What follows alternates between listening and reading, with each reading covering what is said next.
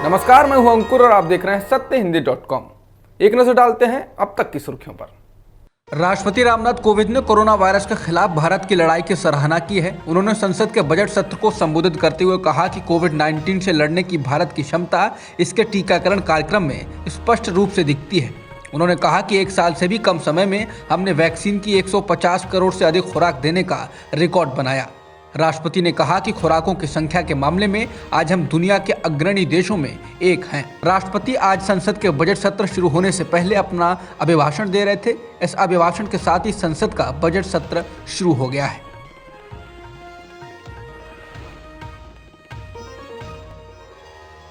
प्रधानमंत्री नरेंद्र मोदी ने आज कहा कि संसद के बजट सत्र में चर्चा चुनाव के कारण प्रभावित नहीं होनी चाहिए। पीएम मोदी ने कहा कि मैं सभी सांसदों से अनुरोध करता हूं कि चुनाव तो चलते रहेंगे, लेकिन हम इस सत्र को जितना फलदायी बनाएंगे, आने वाला पूरा वर्ष नई आर्थिक ऊंचाइयों पर ले जाने के लिए ये एक अवसर होगा।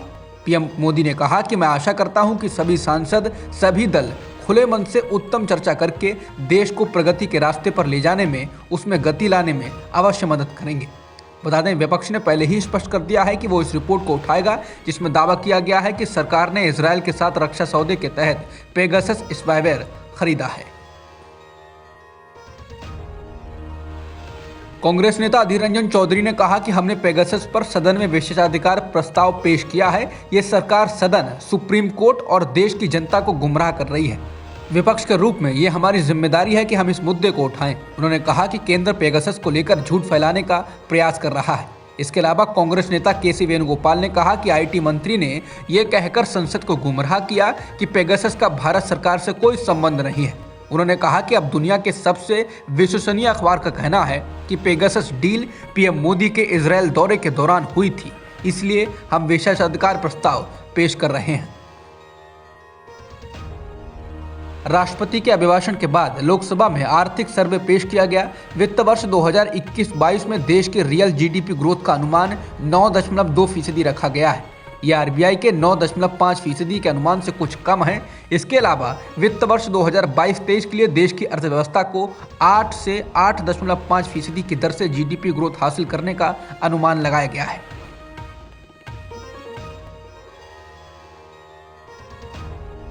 आज वित्त मंत्री निर्मला सीतारमण द्वारा आर्थिक सर्वेक्षण पेश करने के बाद लोकसभा को 1 दिन के लिए स्थगित कर दिया गया।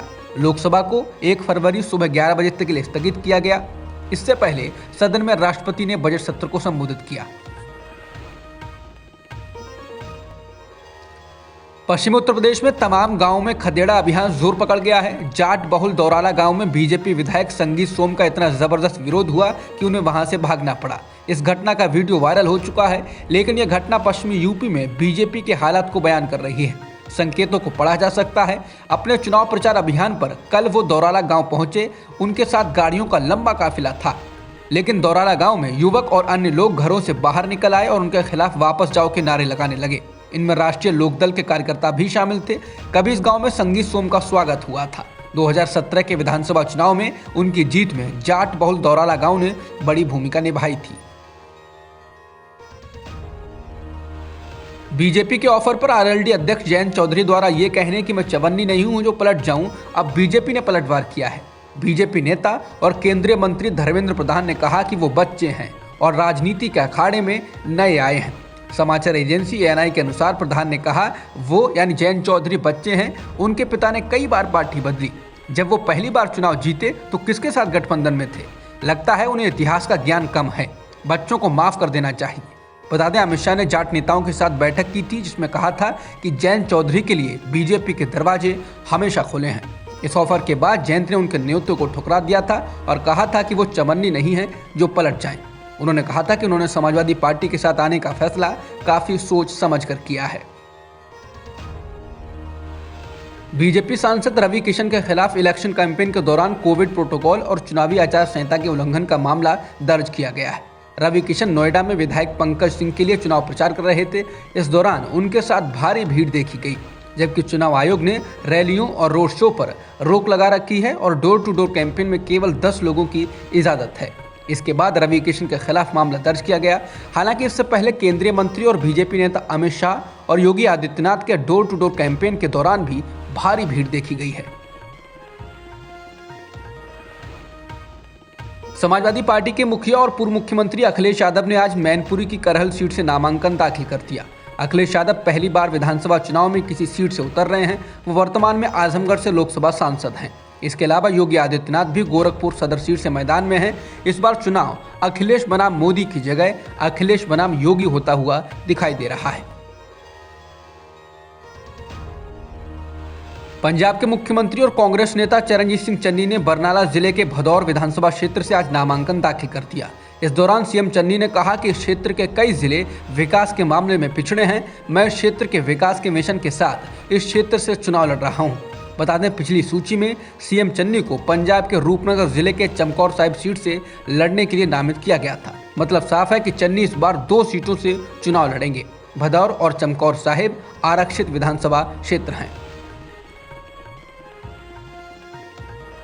सुप्रीम कोर्ट ने ड्रग्स मामले में फंसे श्रोमणी अकाली दल के नेता बिक्रम सिंह मजीठिया को 23 फरवरी तक गिरफ्तारी से सुरक्षा प्रदान की। इसके साथ ही 23 फरवरी को संबंधित ट्रायल कोर्ट के समक्ष आत्मसमर्पण करने और ड्रग मामले में नियमित जमानत के लिए आवेदन करने को कहा है। बता दें, पंजाब एवं हरियाणा के उच्च न्यायालय ने 24 जनवरी को मजीठिया की गिरफ्तारी पूर्व जमानत याचिका खारिज कर दी थी, जिसके बाद मजीठिया ने सुप्रीम कोर्ट में याचिका दाखिल की थी। गौरतलब है कि मजीठिया पंजाब में अमृतसर ईस्ट सीट से कांग्रेस प्रदेश अध्यक्ष नवजोत सिंह सिद्धू के खिलाफ मैदान में हैं। दिल्ली में एक 20 साल की महिला के साथ यौन शोषण और उसके बाद कालिख पोतकर गलियों में घुमाने और जूतों की माला पहनाकर पिटाई करने के मामले की कांग्रेस नेता राहुल गांधी ने कड़ी निंदा की है। राहुल ने ट्वीट कर कहा है कि 20 साल की एक महिला की बेरहमी से पिटाई का वीडियो हमारे समाज का एक बहुत ही परेशान करने वाला चेहरा उजागर करता है। कड़वा सच ये है कि बहुत से भारतीय महिलाओं को इंसान ही नहीं मानते हैं। इस शर्मनाक तथ्य को स्वीकार करने और आलोचनात्मक ध्यान देने की जरूरत है। देश में कोरोना संक्रमण के मामले में आज फिर से बड़ी गिरावट आई है। स्वास्थ्य मंत्रालय द्वारा सोमवार को जारी आंकड़ों के अनुसार 24 घंटों में देश में 2.09 लाख केस आए हैं, जबकि एक दिन पहले रविवार को 2,34,000 केस आए थे। यानी एक दिन में करीब 30,000 केस कम आए हैं। इससे पहले भी केस लगातार कम होते आ रहे हैं। शनिवार को एक दिन में कोरोना संक्रमण के 2,35,000 मामले सामने आए थे और 871 लोगों की मौत हुई थी। शुक्रवार को कोरोना के 2,51,000 मामले सामने आए थे। अभी कुछ दिन पहले ही केस 3.5 लाख से ज्यादा आने लगे थे। अब तक की खबरों में इतना ही। बाकी खबरों के लिए बने रहिए सत्यहिंदी.com के साथ। सत्य हिंदी का ऐप डाउनलोड करें गूगल प्ले स्टोर पर।